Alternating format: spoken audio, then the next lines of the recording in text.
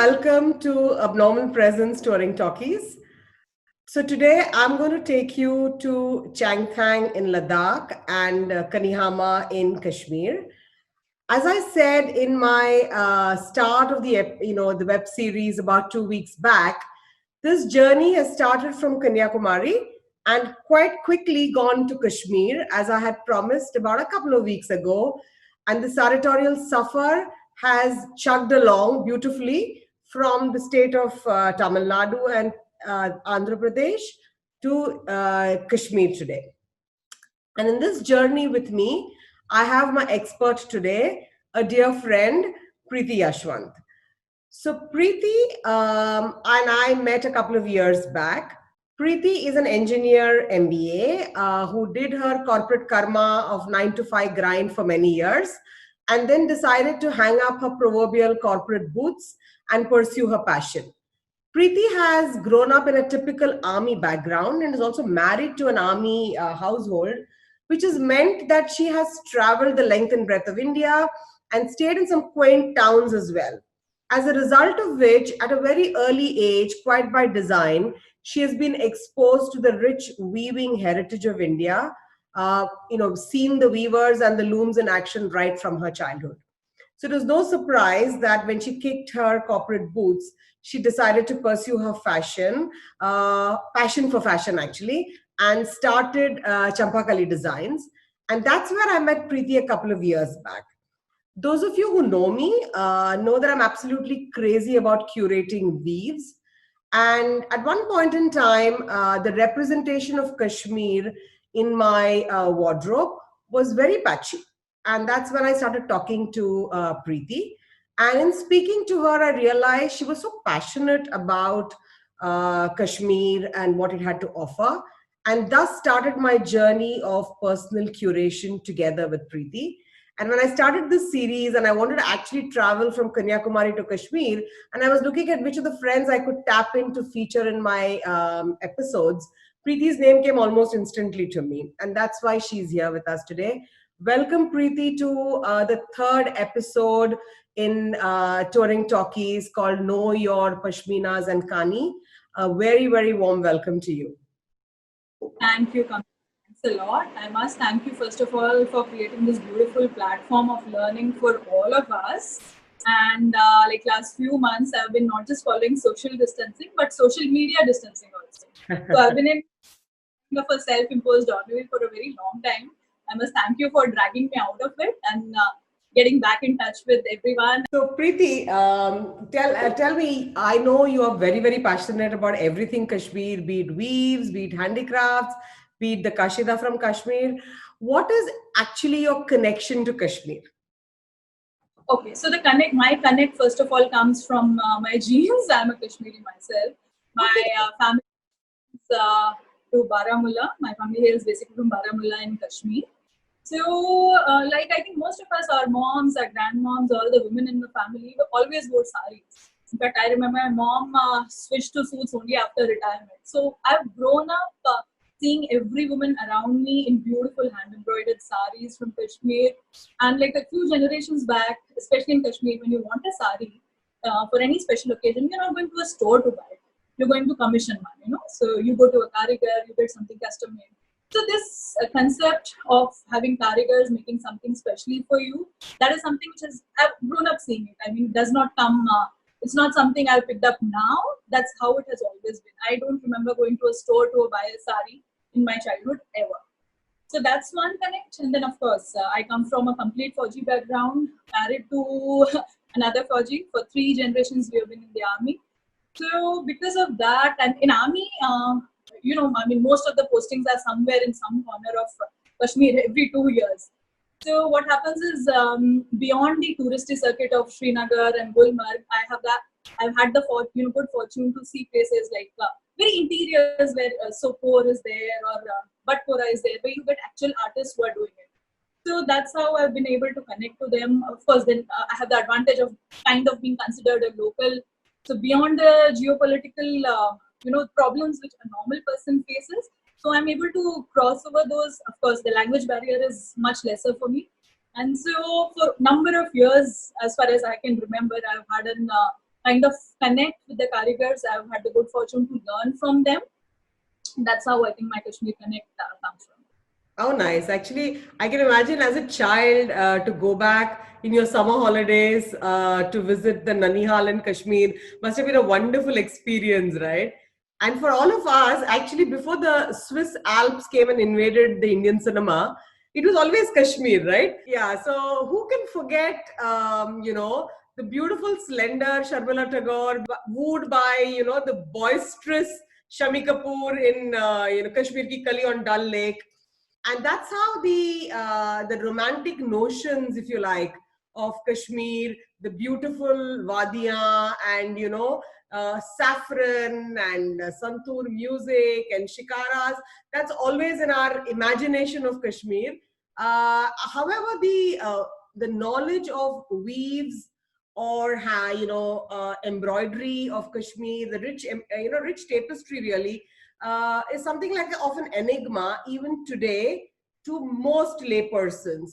So could we start by you throwing some light on the most indigenous weave of Kashmir? Kashmir has kind of, as far as the handicrafts, wearable art is concerned, it's most largely a black hole. I mean, people know more or less, this embroidery or this comes from Kashmir, but nothing beyond that, right? Yeah.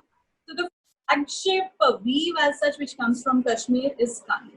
And Kani has always been synonymous with shawls. Kani is shawl, right? So they've always been made. Now, like, of course, now there are innovations in everything, but traditionally, since we are going back into the history and seeing how it has evolved, Kani is synonymous with shawls. So, what's the meaning of Kani? First of all, the Kani is woven in a village called as Kanihama in Batpora district of Kashmir.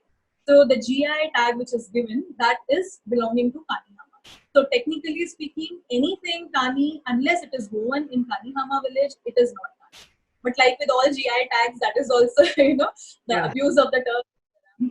But technically, anything has to be called a Kani has to be woven in Kanihama. So that is first. And second is, like in any type of weaving on handlooms, we use shuttles, right?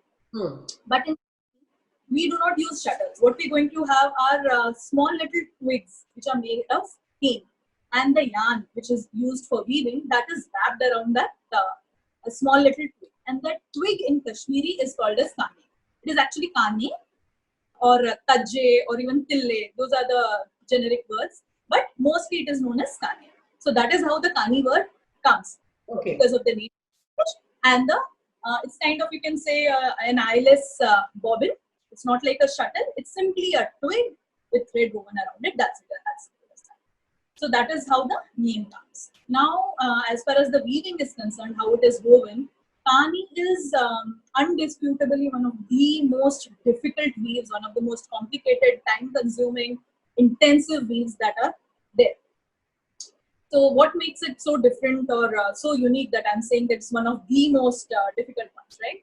So like I said, we are not using shuttles in this. What we're using are Kanis.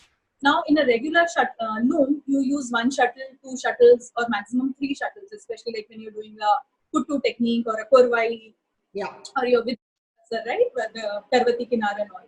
Whereas in this, in a simple Kani weave, you can use actually up to hundreds of Kanis. In a single, like a shawl has whatever width, like 1 point something meters, right? Yeah. And that will have, depending on the color, depending on the design, it can have hundreds and hundreds of Kanis, which all have to be worked on simultaneously. So Kani is basically, in technical terms, it's a double interlock twill tapestry. So in Kashmiri, it is called Kanikar. How it is happening is basically on the loom, you're putting the warp first, right? The vertical threads are set on the loom. Then comes the weft. Now the weft are all in your different Kanis, right? The threads, whatever color is there, they are wrapped on the thread. Now they have to be set up on the loom. And the weaving is done in such a way that every Kani will have to go about 2 warps, then under 2 warps, about 2, under 2. That above, under 2 has to be continuously maintained at this, irrespective of the design and the color. So when a karigar is actually weaving, he has to take care not just of the design, not just of the color, but he also has to ensure that the 2 above and 2 under of the Kani has to be consistently maintained. So what it does is it creates a very visible diagonal rib across the fabric. So that the setting up of the loom is in such a way that the warp and weft are diagonal to each other. So that is again something which sets it apart from all other forms of weaving. Now, what happens is when you're having a design, a particular design, let's say. So I will try and explain it. So now this is a rather poor example of Kani. Since it's May in Delhi, I don't have any winter stuff here right now with me. It's all in storage. So when they're weaving it, when this particular color is there, right? So in weft, each line is done at a time, right? One row at a time. So when this color is coming, I have one Kani. Kani is the, again, like I said, the twig with the yarn around it. So now let's say these are maybe 10 threads of warp for this particular color. So my Kani has to go 2 under, 2 above, 2 under, 2 above till these 10. Now the next color comes here. So let's say this is just a kind of a twig. So this maybe needs only 4 warp threads. So that will go under 2 and above 2. Now this next, again, this color is here, right? Which is same as this. Do you think this Kani will come here? No. This Kani has to be, and you will have a new Kani here with the same color. Right. Entirely different. So again, maybe 8 or 10 or 12, whatever number of warp threads, it will go over. Again, there is another color. There will be a separate Kani. So as many differences of colors are there, and the colors may be same, but from this to this and this to this, whenever there is a switch of color, a new Kani is there. Weaver has to manage hundreds of Kanis simultaneously without tangling them, and without confusing in the colors, and at the same time remembering to do the 2 up and 2 down also simultaneously. My God. So it is really, really complicated. It takes a lot of time. It's really time intensive. And how do you follow this? I mean, this, jumping of colors and all this, this is done by a coded script, which is called as a talim. So the talim has to be following the talim, this is done. Now this is like if you see a very elaborate jamawar, let's say, so that can have up to 1500 twigs in one shawl. Wow. So the person actually juggling 1500 Kanis without tangling them up in whatever width the shawl it has. So what happens is this has to be done in a very precise manner, and there is absolutely no room for error, simply because there is a code for following. If you make an error here, it has a ripple effect on the subsequent rows. So if you make one error, the entire design goes for a 6, and there is no coming back from that. So you need karigars who are like really, really good at their work and experience. So the learning this process also takes years. So that is one very big problem with Kani. Now, how the process starts is, the first is Nakash. The first person who comes into scene is someone called as a Nakash. So what is he going to do? He's going to make the design. I think it's the same in all the views, right? So the Nakashkar will come and make the design that this is what we are going to make. Then next person comes who's called as a Tara Guru. So Tara Guru. So Tara Guru is basically responsible for correlating this design to the number of colors and the amount of yarn needed to make that. So that's his job. Like, this is the floral. And since Kani came into India with Mughals, so most of the Kani has traditionally been using your floral designs, all the Mughal designs, floral, paisley. Paisley is like very ubiquitous to India now, right? So it's always been there. And these are still being, these motifs are still used. So what happens is this Tara Guru will decide these are the colors which we need and this much of yarn. And the yarn is of course then dyed. Earlier the dyes were also natural, like the beautiful saffron from Kashmir and all the other colors. Except for black, all the colors were used using natural dyes. Now that has also gone. We don't use natural dyes much anymore.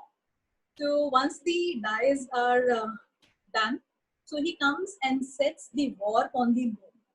So he has to correlate the design to the loom, and he has to correlate how the weft will go across the warp.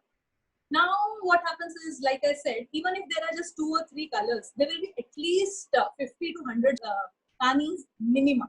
Yeah. So now Karigar is sitting, so he has to ensure that the design is coming properly. He has to ensure the colors switch is happening properly. Once the Tara Guru has set the warp, he has correlated it to the design. Now what happens is the weaving has to start. Now weaver, he has to ensure so many things simultaneously. He has to ensure that the design is happening, the color is happening, the switching of kanis is happening. And along with all this, the diagonal rib is also being made in the correct manner without any error. So how does he do that? If he keeps looking at the talim every time a kani has to be switched, so there's a real possibility of him screwing up something somewhere. He's going to maybe tangle the kanis or forget the two up, two down, and everything. So he cannot actually get distracted and look at the talim continuous. So a very ingenious way the weavers have found around this. If you go to Kanihama, you'll see there's a room. There'll be number of looms are set up. Okay. So let's say 5, 6, or 8 or 10 looms are set up, and the two weavers sit on one loom. So two of them are sitting, and there will be someone called as a talim guru, the one who creates the particular coded design for weaving. So he will be sitting in front. And over the years, they have developed their own lingo, they have developed their own method, So he sings. He will sing the talim out. So it can a particular color, now put it up, now down, now for 6 up, 8 down. So there's a way of saying it. It's like a beautiful orchestra, symphony, the bandmaster in the symphony, yes. So that's how it resembles. So all the karigars are sitting on their looms. The talim guru is singing the instructions, the coded instructions, and all the weavers are simultaneously doing it. Oh, nice. So it is beautiful. It's a beautiful process to see. And again, but the challenge with this is this has to be done when all the weavers are present. If one is absent, one is on a break, it cannot happen because you cannot have separate talim guru for every loom. True. So there's one guru sitting and dictating it, and everybody is following it. So generally, 2 weavers sit on one loom and work for almost 6 to 8 hours a day. And at the end of the day, the maximum what can be woven is 1 inch. 1 inch. More complicated, like for example, if it's a Jamawar Kani, maximum they can do is 1/2 inch in a day after 6 to 8 hours of work. So that is the amount of, level of complexity that goes into a Kani. That's why it's absolutely unparalleled. So when a shawl is being made, let's say which is around 2.3, 2.4 meters of shawl, and you're making 1/2 to 1 inch in one day, you can imagine the time it takes to make an entire shawl. So one Kani shawl, which is made in the actual proper Kani technique, the authentic Kani, it will take at least a year to 18 months for one single shawl. Wow. More complicated ones, the Jamawar Kanis, they can take up to decades. So some of the very beautiful Kanis, they are at display in Victoria and Albert Museum in London. Yeah. So once this lockdown is over and next time you're in London, I'm sure many have seen it in the V&A museum, but after you know how it is done, you probably are able to appreciate it better knowing what the details are. Oh my God. So tell me, this Kani shawl, if one Kani shawl is going to take that long, no wonder you started off by saying that, you actually commissioned work for occasions and stuff like that. I can understand this because that's the amount of time it takes. Do people make saris in Kani at all? See, Kani saris, that's again okay. So initially, what I have seen from my grandma's time, the Kani saris were also made in Pashmina. There was no concept of making them in cotton or silk because naturally the kind of money you have to pay to the karigar to make this, it doesn't make sense to commission it in something like a cotton or a silk, which does not have much of life. So it was always made in Pashmina. Innovations have come up in silk and cotton and silk cotons, but they are not made on the Kani looms by the technique I explained. They are mostly made on jacquard looms or other type of machine things in Ludhiana or Kashmir. In Kashmir, you will not find those silk cottons and cottons in Kani at all. Those are not Kashmiri cottons, and they are not technically done. So, and another very interesting thing is when the weavers are weaving, when the change of color is happening. So what happens is you are using different kanis for every color, change of color. So when the weave is happening, they will look disjointed. So the weavers have to ensure that it does not look like they're separate threads. It has to be a very joint kind of look. So they loop over the kanis over each other while coming back. Like once you're going, and when you're coming back, they're looped over each other. That is the double interlocking technique which I said. So what happens with double interlocking is it creates a very firm joint, first of all, in colors, and at the same time, it creates a very clear distinction between colors. So if you've seen a beautiful Kani, you will always see the colors are very beautifully distinct because no color overlaps each other from the back. For every single color, a new Kani is used. So the color distinction is beautiful. But as a result, what happens is on the wrong side of the fabric, there's a very fine ridge because of this over looping of the Kanis, right? So that kind of creates a ridge. And by that, you can make out, this is the right side and this is the wrong side. Now, there is another variation to this double interlocking technique, in which, again, it's a very rare technique. Not all the karigars can do it. But in that technique, what happens is this ridge is not created. Make out the difference between the front and the back. And that is called as dorukha. Dorukha, okay. Two faces. So one shawl, two faces, and both are absolutely the same.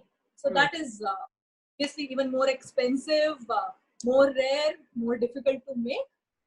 But those dorukhas, I'm sure the people, especially who are from the northern belt, please look at moms and grandmoms' wardrobes. I'm sure you'll find something like that. Now it's kind of very rare. Rare, yeah. But that is again a technique which is very unique to Kani. Now, what happens is earlier in Mughal times, especially, this was, since it's a complicated technique, they used to make it in two halves. The shawl was made in two halves or 4 quarters. Okay. And then the 4 quarters were taken and joined together and stitched together. So the stitching was done by hand stitching, which was done by a rafukar. So the nearest we can call this a darner. The darners today don't still, but back then the darners were like absolutely fabulous. And the way they stitched them together, there was no way to find out that they were actually 4 separate pieces. So from the darners got an idea that we are so skilled, we are actually able to replicate the weave in embroidery.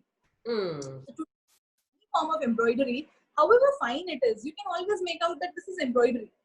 I mean, there is no mistaking it for a weave. Yeah. But the darners, those rafugars, they could actually replicate the weave in such a way that you could not make out that it is not woven. Wow. And that led to evolution of a technique called as amlikar. So that was, I think, late 18th century, 19th century. That was the time when this technique was at its peak. But again, that also needed very expert karigars. So it's kind of down completely. I personally, in my line of work, this work I'm doing for the last 11 years, I have personally not come across any karigar who's able to do it. But fortunately, I have inherited one amlikar, and I have one. I'll show you. So this is an original amlikar shawl. Wow, this looks really like a weave, like you said. It's like it is woven. It is not woven. It is actually embroidered. Wow. And the embroidery is so fine. It is like really, really beautiful. And there is nobody now doing this, yeah? I haven't come across anyone. I hope there are some photos somewhere, but I haven't seen. This is so beautiful. Generations back, I've inherited this, so I have it. But I haven't seen it in the markets or even with my karigars.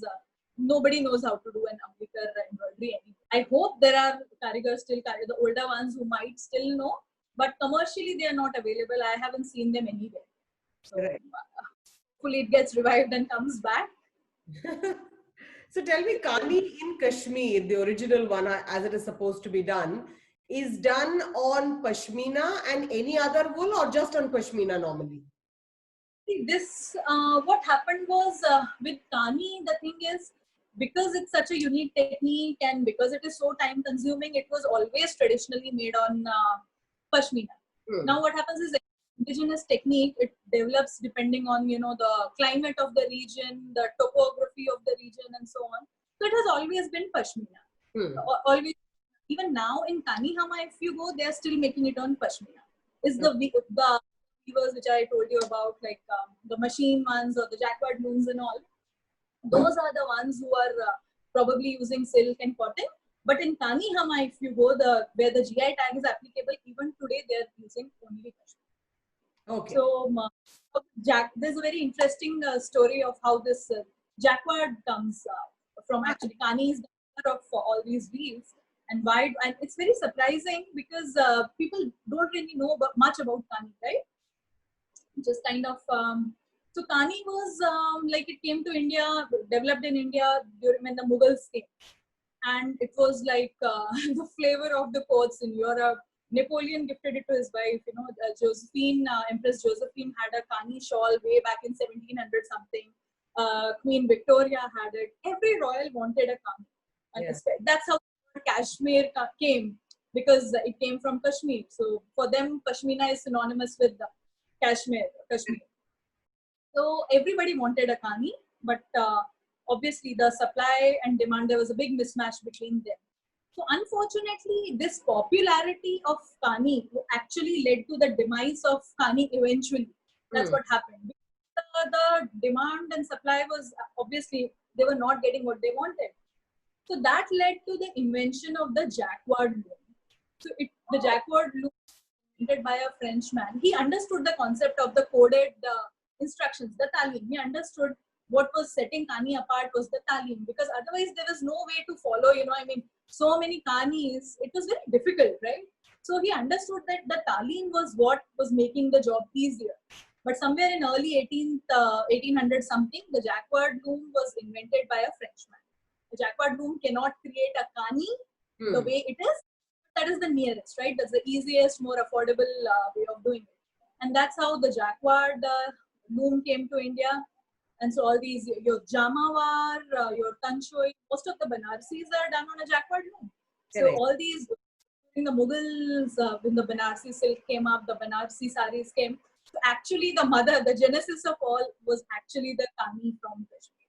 Oh, okay. Which is lost today, which is very sad. But the origin was Kani, and the jacquard loom was just a way to recreate it in an easier manner, comparatively easier manner. That's how it happened. So because of that, Kani has kind of, gone down, because the time it takes, the money it takes, the expertise it takes, it's way too much. It's much easier to replicate something similar using a jacquard loom. Jamawar is again an offshoot of Kani. What is Jamawar? Jamawar, technically the name Jama is a robe. Yes. And War is yardage. So when the Mughals were there, they used to simply buy this yardage of Kani, which was done by the weavers in Kashmir, and into a long robe, you know. We see all these movies with the Mughals, all the movies where Akbar is always wearing, you know, those large brocade robes. So that was actually Jamawar. So Jamawar is again a variation of, it stems from Kani. When in the Kani you are using very closed, heavily set, thick embroidery. It kind of gives a brocaded look. That is what Jamawar actually is. So all Jamawar, I'm talking only from Kashmir point of view, not the Banaras and all, because that is, of course, it's a different spin-off now. But in Kashmir, the Kani Jamawar. So if any Jamawar shawl has to be Kani, but not all Kani is Jamawar. Right? So that's the difference. So what happened was, like in Mughal Sultanate, which was Delhi and downwards, you cannot wear Pashmina. I mean, not possible because of the weather. For half of the year, you can't. So I think it was Akbar who started this thing, or slightly before him, 2-3 emperors before him. So they got this concept of using the same weaving techniques, but using it on silk. Okay. As it comes, right? So the technique was still using the kanis with the thread around it, so but using silk. Some amount of cotton was added at times, some amount of even pashmina was added at times. So that's how the jamawar concept as such came. That also comes from Kani. So now today we have the jamawar saris, which are made in Banaras. Those are of course made on the jacquard loom, but the concept, everything goes back to Kani. Right. So clearly, with this being so intensive, to do, you must be seeing that this art, this form of weaving is is it more difficult to train youngsters in, do youngsters want to even take it up because it's so time consuming? So do you find those challenges in Kani? Yes, those challenges are definitely there. Now, currently also, whatever Kani is being made, we don't get to buy those in India at all. I mean, a very small percentage is actually available for us for the simple reason that the authentic Kani is still made on Pashmina. And who are the buyers? Where are the patrons for it in India, right? Because it's Pashmina, it's wool. So outside a few states of North India, where is the need for a heavy shawl? So there are no patents. So everything that is made is going to Europe, first of all. Everything is going to Europe. And some amount is left for us back in India. So that is the reason, again, the youngsters do not want to take it up because it takes so much of time. It takes so many years to develop that expertise. And then getting those connections where you are able to sell them in the European market, that is even more difficult. Kashmir has its own geopolitical issues are always there. So because of, along with those, there are climatic issues are there, roads are closed half the times, connectivity is a big issue. So most of them either want to leave, go out of Kashmir, study and get into the normal life that we all lead. So the kids do not actually want to pick this up at all. That is, even though government is trying a lot, I will say, like government is giving them slots, giving them exhibitions. If you see all over India, there are so many exhibitions with Kashmiri stalls. Yes. But a Kashmiri guy, let's say he's getting a shawl, a Kani Jamawar will be at least 1 lakh upwards, easily. He's having an exhibition in a Pune or Bombay. So why will a customer buy something worth 1.5 lakh, which they cannot wear at all? In a Bombay or Pune, there are no winters. What do you do with them? So they are also forced to kind of, buy, go into those cheap mill-made stuff from Ludhiana or Amritsar and sell it for 1,000 rupees or 15, because that's what sells. So those challenges are definitely there, and I don't know how to get around those. What are the solutions? Yeah. But yes, the weavers are also trying to innovate new things. So the government is also trying to help them. So it's the same as I think every weaving industry. This problem is there. Yeah. So clearly, it's very, in a funny way, it's quite easy to distinguish between a real one and a fake one, because of the real one, besides the look and feel, it's also much more expensive, right? Absolutely. The look, the feel, the price is a dead giveaway. And definitely, if you see a real Kani, you can absolutely make out. Right. So I think this brings us beautifully to the next segment, which is basically Kanis are best made with Pashmina. And Pashmina, dare I say, is one of the most understood, if there is a word like that, form of wool. There is so many things being peddled as Pashminas that it boggles the mind. So, and I was fortunate to have had detailed discussions with you on Pashmina. So therefore, please enlighten us as to what actually is Pashmina and how different is it from ordinary wool. So first of all, the good question, you said, how is it different from the ordinary wool? But the first thing which we need to have a consensus on is Pashmina is a wool. It is not silk, it is not cotton. I see so many people wearing, those art silk saris and call them Pashmina sari. And strangely, I've heard someone also call, a sari which if a sari has a herringbone weave, herringbone, all that also Pashmina. I have absolutely no clue where this stems from. Pashmina is plain and simple wool. Yeah. There's no doubt. So now, how is it different from other wool, right? So Pashmina again, Pashmina also has a GI tag. It specifically comes from a very particular goat, which thrives only at an altitude of 4,500 meters high. Now, what is the connection with the altitude? Now, at this altitude, the temperatures go minus 40, minus 50, on a regular basis. Winters are nothing below minus 40. My husband is posted there currently. I checked the temperature today to make a reference to it. Today's temperature in middle of May is minus 8. Wow. So that is the temperatures which are in that particular place. So what happens is these goats, it's in local language, it's called as a lema rama. Now this goat will develop a very soft fur in its underbelly. So what happens with that fur is it keeps it warm, it retains the heat, and it is very soft.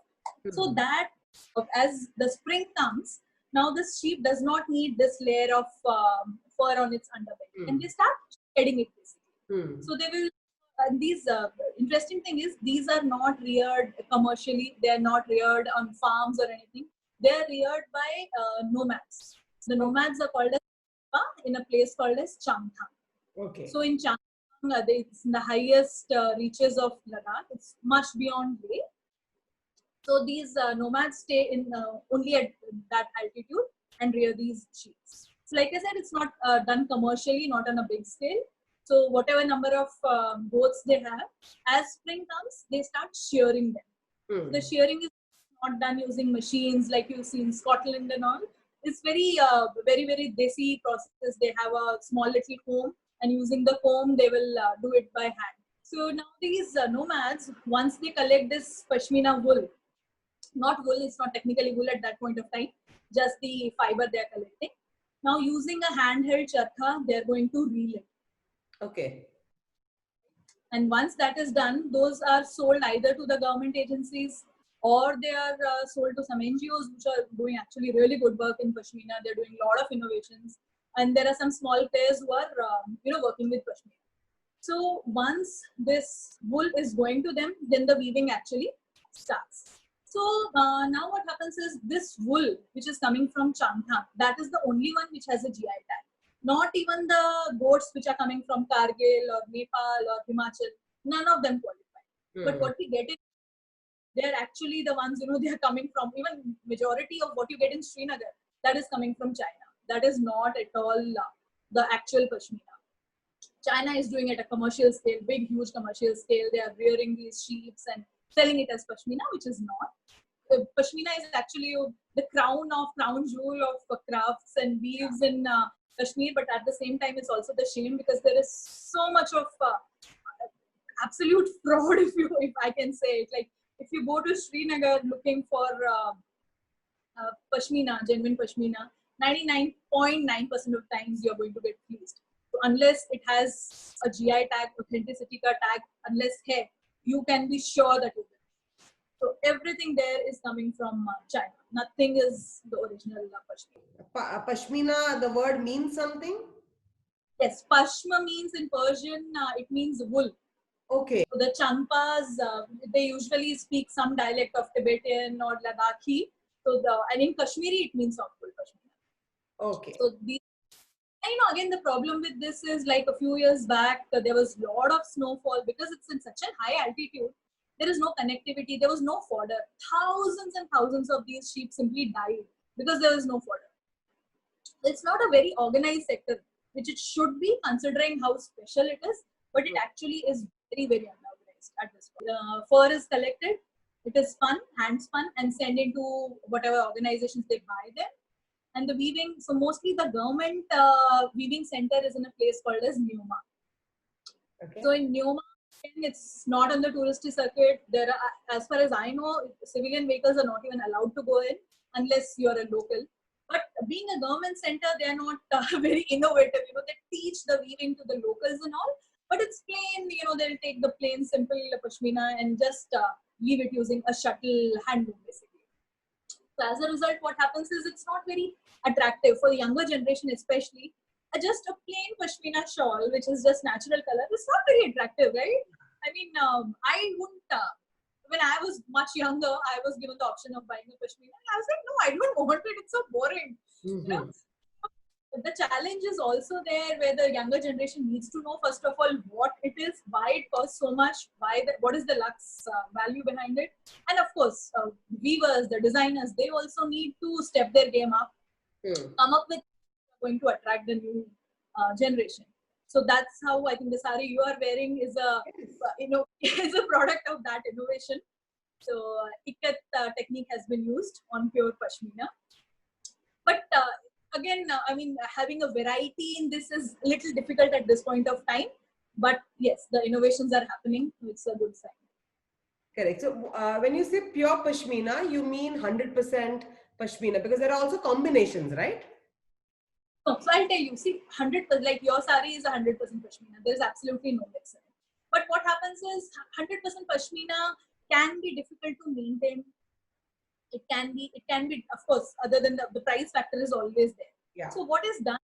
Times a small amount of silk, Kashmiri silk. Kashmiri silk much thinner. It's much finer compared to all your other silks. So some amount of that silk is added to give it more stability, to make it more easily, manageable. So generally 10% or 20% of silk is added, but that has to be written on the tag. If you genuine ones, if you see, they will have 80. The ratio will be written 80 is to 20, 90 is to 10. So that is what this means. If your Pashmina is saying 80 is to 20, so 80% is Pashmina wool and 20% Kashmiri silk. So even 70-30 is acceptable. I mean, okay. But anything more than that is then it's not really Pashmina anymore. So that's not something actually Pashmina. So again, I mean, another thing is like what makes it, what you had asked earlier, what makes it different from other boats, right? Yes. The wool from other. Yes. Why is, I mean, it is warm, fine, but Himachal is also very cold. Uttarakhand is also very cold. What about the boats from there? The different size in the size of the fur. So to understand from point of view of comparison of different boats, you have to understand the difference in the width, the finesse of each fur. Now, human hair, for example, this is 200 micron per strand. So 200 microns means what? 1 micron is 0.001 mm. All right. So my hair, I mean, and human hair is 200 micron per shaft of hair. Now, ordinary goat. If you say you take Himachali goat or any other goat, the finest goat, I'm talking of the finest of them, will be probably 25 microns. Okay. All right. Pashmina will be 14 to 15 microns. Okay. Then 2300, and then 12 to 14 and 15 microns. So that is like really, really fine. Pashmina strand is very fine, very soft, and being so fine, it can still be warm and retain that warmth. That is what makes Pashmina very special. Right. There's a word difference between Pashmina yarn and the other yarn. There is one version of wool which is even finer than Pashmina, right? Called, what is that called? I'll come to that. Yes. So one of the biggest scams in Pashmina is the ring test. And I think majority of us have heard or seen. And if you go to Srinagar, every tourist shop you go to, they will whip out a ring and pull the Pashmina through it and claim it's Pashmina. It's like completely wrong. It's a very ill-researched marketing gimmick of a big corporate, which has led to, unfortunately, this understanding of people. Now that actually meant for something called as Shehtush. Okay. Or as it is called. If you see the old movies of, Yash Chopra, all those rich aunties, they would be, Ramu Kaka, meri tush ki shawl lao. So tush was the epitome of luxury. Where that comes from is Shehtush is basically Tibetan antelope. It comes from the Tibetan antelope, which in local lingo is called as chiru. Okay. So the of chiru. Now further, if we compare it by micron size, Pashmina is 14 to 15 micron. Tush is 7 microns. Wow. Okay.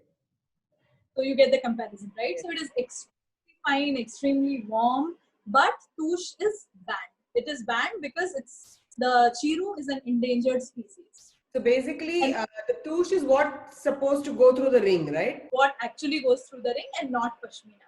Like the sari you're wearing, in a million years it will not go through a ring, but that does not a Pashmina. So in Pashmina, what happens is, depending on the usage, like in a sari, you need to make it slightly thicker, slightly, something which can hold its shape. Like a shawl, you just your shoulders. So that's different. When it's a sari, the sari has to maintain a fall also, right? You're not putting a physical fall on it. So it has to maintain. It needs to be woven in a manner that it has some sort of volume to the body is there, which is called as guff. So a Pashmina sari is not usual, first of all. It's a very rare concept. but they are made in a guff technique so that they have more volume. So this would never go through a ring, not at all. Yeah.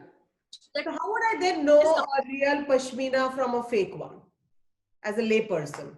that is very difficult, actually, honestly speaking, unless the short is, of course, having a GI tag on it. Yeah. But on the flip side, if a pashmina does not have a GI tag, it does not mean that it is not pure pashmina also. The reason, like the government center in Neoma and others, they are making plain shawls, right? They are just simple and plain. They don't want to go, and it's a government center. They are not interested in doing the GI tagging and testing and everything. So they are selling it directly. So it is 101% pashmina, but there is no tag. So the private players generally who get into this testing, the testing center is also in Leh again, and most of the workshops are in Srinagar or the interiors of Kashmir. So for them, getting a GI tag means coming to Leh, getting it done. That many small players, small designers, they do not get into this GI tag thing. That's a very big problem. So unless if GI tag is there, then 100% it is true. But if it is not, then rely on knowing the vendor from where you're knowing if it's a government. Like in Ladakh, if you go, there are some wonderful showrooms of private NGOs and shops and designers, and they're selling absolutely 100% authentic pashmina. So you can trust those, maybe, yes. Then all those tests, the touch test, all those tests are there are ways to get around those. So like if you say, do like this, and if there is static, it's acrylic. But it's not really a very reliable test. So one test is the burn test, yes. Take a few threads from the edges and try and burn it. So the smell, because it is ultimately animal hair, right? It's organic hair. So the smell you get when you singe your hair suddenly on a candle or something, that is the smell that you will get, right? Even after burning, pashmina will always maintain a matte feeling. If there is shine to it, then it's acrylic. It is not pashmina. Pashmina will always be matte, and that smell is a telltale sign. One very interesting thing is I have seen in pashmina, especially the pashmina which is sold in the US. Like I have one of my relatives who gifted me this, and she told me, I got you pashmina. Okay. So, yes. Is this? I've seen. See? Yes. Yeah? What is very interesting is this tag is stuck on it. It is not stitched. Yes. So a tag will never ever stick if it's a real pashmina. It has the biggest. So in all these exhibitions and in Srinagar, if you go, all of them will have this tag which is stuck. So just pull it out, you will know it is 101% not pashmina. It's a very interesting thing. And other than that, pashmina will always pill eventually. There will be pilling. Don't take it as a good thing. You consider it's bad quality if it's pilling. Actually, it is not. It's a natural fiber. It will pill. Okay. But that is right. A new product will not. There will be no pilling in a new product. So that is the reason probably why so many counterfeit is there in the market. So much of counterfeit is selling, and everyone claims that they are selling pashmina, because it is actually very difficult to, unless you had an exposure to it, unless you regularly have seen. And then there are unreliable tests like seeing the weave. It will be slightly irregular because it's a natural weave. Like machine made will be, of course, very even everywhere. Pashmina you cannot weave on a power loom or machine. Pashmina has one on a hand loom only. So slight in the weave are also a telltale sign that it is actually handmade. But like I said, these things you can easily get around them. So a little bit. Best thing would be to buy in a government store, right? Where you are, isn't it? Yeah, or even some very well-known NGOs who are doing work and they are giving a GI certificate. Those are also trustable. So tell me, when you shear a goat, the goat for pashmina. So typically, in one goat, how much of fiber you would get if I were to look at it from a shawl kind of perspective, from the goat to the shawl? So 80 grams 200 grams per goat once a year. Since Okay. the shearing is different, one goat can produce from 80 grams to 200. So one shawl around, let's say, 200 grams, Right. a good shawl. I mean, though a lot of weavers say that, ours is very light and light is better. Like, there are some weavers I see, they claim that my shawl is 50 grams, 60 grams. But that's not a good idea, because then the weave really lose the capacity to retain heat and warmth that is actually lost. So good idea would be 150 grams, 200 grams. Right. For So, Preeti, thank you so much. The session was really useful. You shed a lot of light on the Kani weave and the Pashmina wool, both GI tagged wonders of Kashmir and Ladakh. And you briefly touched upon Amlikar, and that just immediately brings to my mind the beautiful embroidery from Kashmir. And that is going to be another session, I'm afraid, which I will have to drag you again into speaking to all of us about, because the Kashmiri embroidery, like the weave and the Pashmina wool, is pretty much still an enigma to most people. So let us link up soon on another episode to discuss the Kashida from Kashmir. And until then, please do keep watching the Facebook and Instagram page for updates on future episodes. And thank you very much. It is a great pleasure having you today, Preeti.